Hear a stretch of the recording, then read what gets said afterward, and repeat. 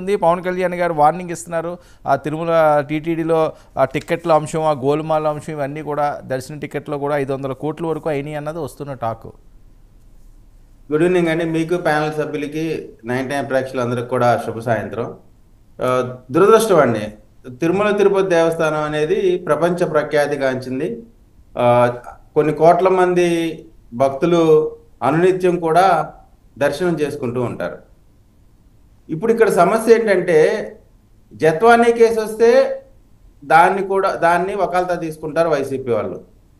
ఆ, నెయ్యిలో ఈ విధంగా జరిగిందని చెప్తే దాన్ని కూడా వాళ్ళే వకాల్తా తీసుకుంటా ఉన్నారు. అంటే రాష్ట్రంలో ఎక్కడ ఏది జరిగినా దాని మూలాలు మా దగ్గరే ఉన్నాయి కాబట్టి మేము వాటిని డిఫెండ్ చేస్తామనేటువంటి కార్యక్రమం ఈ రోజున స్మాల్ రిక్వెస్ట్ అండి. చేస్తాం. మేము ఒకరితో కాదండి, చంద్రబాబు నాయుడు గుడ్డుగా వైసీపీ ప్రధాని వైసీపీ వినండి, గంటున్నాడు కాబట్టి వినండి.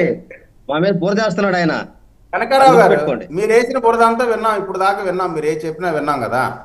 ఇప్పుడు ఇప్పుడు సమస్య ఏంటంటే, తిరుమల తిరుపతి దేవస్థానంలో నెయ్యికి సంబంధించి వివాదం వచ్చింది. బాధ్యత గల నాయకుడు ప్రతిపక్ష వాళ్ళు ఏమనాలా? అరే నిజంగా అలా జరుగుంటే జరిగిన ఆ తంతు మొత్తం మీద కూడా చర్యలు తీసుకోవాలా, ఇటువంటి జరగటానికి ఎవరు కూడా ఒప్పుకోకూడదు, దీన్ని ఖచ్చితంగా విచారణ చేయాలనే దాంతో ఆపేస్తే ఎక్కడికక్కడ అది దానికి సమస్య మీద ఫోకస్ జరిగేది. ఈ రోజున ఏం చేస్తా ఉన్నారు? మా తప్పు లేదు, మేమేం చేయలేదు, మాకేం తెలీదు. ముందే వీళ్ళు గుమ్మడికాయలు దొంగవారంటే భుజాలు తడుపుకుంటూ మాకేం తెలియదు అని మీరు ఎందుకంటా ఉన్నారంటే, మీకు తెలుసు అటువంటి అంత తక్కువ రేటుకి నెయ్యిని ఉత్పత్తి చేసేవాడు ఎవడు కూడా నాణ్యమైనది ఇవ్వలేడు. తిరుమల తిరుపతి దేవస్థానం అంటే richest God in the world. ఆయన దగ్గర మీ రివర్స్ టెండరింగ్ అంటే మీరు ఎంత దారుణమైనటువంటి కార్యక్రమం చేశారనేది ప్రజలకి స్పష్టంగా అర్థమైనది. కాబట్టే వారు తప్పు చేశారు, కాబట్టే ఆ తప్పు మా పైకి వస్తుందనే భయంతో ముందుగానే వీరు ముందుగా మాట్లాడేస్తా ఉన్నారు.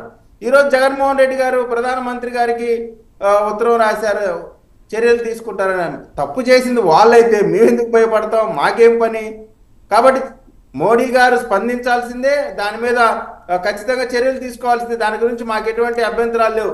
ఎందుకంటే మా సైడ్ నుంచి మీకు తెలుసండి, ఈరోజు చంద్రబాబు నాయుడు గారు బ్రతికి బట్టగట్టారంటే అది వెంకటేశ్వర స్వామి పుణ్యమే అని చెప్పి చంద్రబాబు నాయుడు గారు అనేక వందల సార్లు చెప్పారు. అటువంటి వెంకటేశ్వర స్వామి సన్నిధిలో ఇటువంటి తప్పుడు కార్యక్రమాలు జరుగుతుంటే వాటిని ప్రక్షాళన చేయాల్సిన బాధ్యత అందరిపైన ఉంది, ముఖ్యంగా ముఖ్యమంత్రి గారి పైన ఉంది. అందుకనే ప్రతి చిన్న విషయాన్ని కూడా శోధించి దాంట్లో ఉన్న ప్రతి తప్పును కూడా వెలికి తీయాల్సిన రోజా గారి అంశం ఏంటి పెద్ద ఎత్తున వైరల్ అవుతుంది?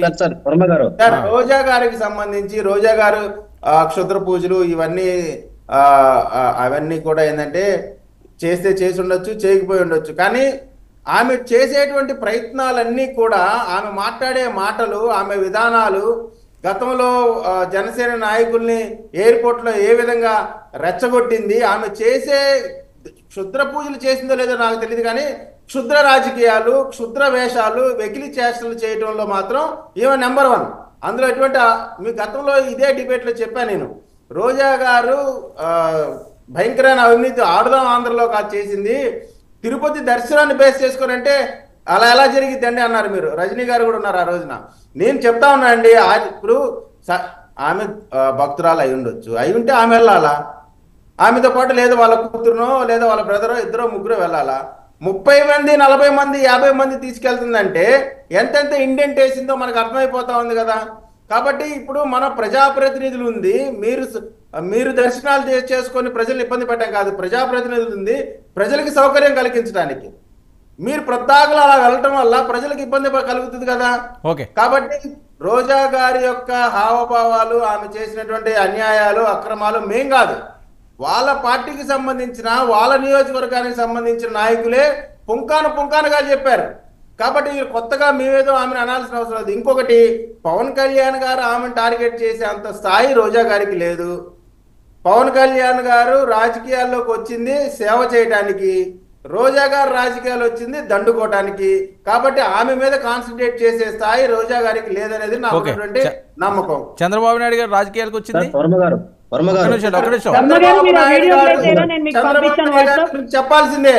ఎందుకంటే చంద్రబాబు నాయుడు గారు ఒక సామాన్య రైతు కుటుంబంలో పుట్టి 25 కిలోమీటర్లు నడుచుకుంటూ వెళ్ళి స్కూల్కి చదువుకుంటూ వెళ్ళి అక్కడి నుంచి రాజకీయ ప్రస్థానం మొదలుపెట్టి నా వెంకటేశ్వర యూనివర్సిటీలో చదువుకుంటూ విద్యార్థి నాయకుడిగా అనేక రకాలైనటువంటి ఒడిదుడుకుల్ని అదేనండి, కష్టాల్ని కాదు. వెనకాల ఏ ఫ్యాక్షన్ తాతలేడు, విజయ్ ఒక్క ఫ్యాక్షన్ విషయం తండ్రి లేడు. నేను అనేది ఏంటంటే కేవలం తన కాదు, సైనికులతో రాజకీయాల్లోకి వచ్చిన ముఖ్యమంత్రి. కాదండి, రాజకీయాల్లోకి వచ్చిన వాళ్ళందరూ ఫస్ట్ చెప్పే స్లోగన్ ఏంటి? సేవ చేయడానికి మాత్రమే వచ్చేవారు అంటారు. ఎవరు చెప్పినా అదే మాట వాడతారు. రోజా గారిని మీరు అడగండి, ఏం చెప్తారు? నాకు సినిమా హీరోయిన్ని, నాకు బోల్డ్ ఆస్తులు ఉన్నాయి, నాకు మంచి నేను టాప్, నేను నెంబర్ 1 స్థాయికి వెళ్ళిన హీరోయిన్, నాకేముంది, నేను సేవ చేయడానికి వచ్చే, నాకు రాజకీయాలు